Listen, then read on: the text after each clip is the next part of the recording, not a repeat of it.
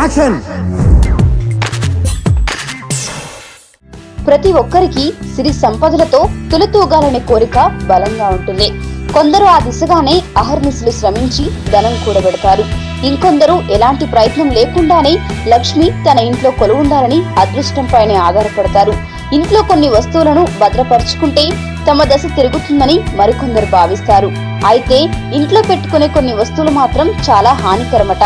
వాటిని తమ చెంత అట్టు పెట్టుకోవడం వల్ల లాభం కంటే నష్టమే ఎక్కువట. దీంతో పాటు దరిద్రం వెంటాడుతుందని చెబుతుంది వాస్తు శాస్త్రం. కానీ ఇలాంటి వాటిని చాలా మంది మూఢ నమ్మకాలుగా కొట్టిపారేస్తున్నారు. ఇంట్లో సాలిడ్ గూడు ఉంటే చాలా మంది మంచిదని భావిస్తారు.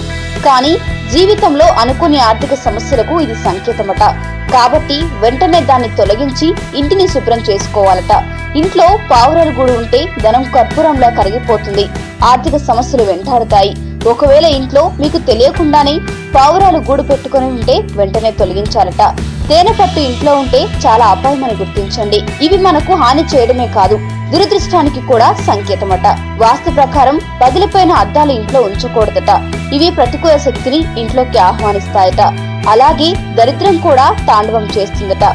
చాలా మంది పాత వస్తువులన్నింటినీ ఇంటి మేడపై పడేసి డంపింగ్ యార్డ్ మాదిరిగా మార్చేస్తారు. టెర్రస్ పై ఇలా వాడి పడేసిన వస్తువులు వేస్తే దురదృష్టం వెంటాడుతుందట. ఒకవేళ ఎవరైనా ఇలా చేస్తే దాన్ని శుభ్రం చేసుకుంటే మంచిదని వాస్తు నిపుణులు తెలియజేస్తున్నారు. మీకు ఈ వీడియో నచ్చితే ఒక లైక్ కొట్టండి, లేకపోతే కామెంట్ చేయండి. బట్ సబ్స్క్రైబ్ చేయడం మర్చిపోకండి.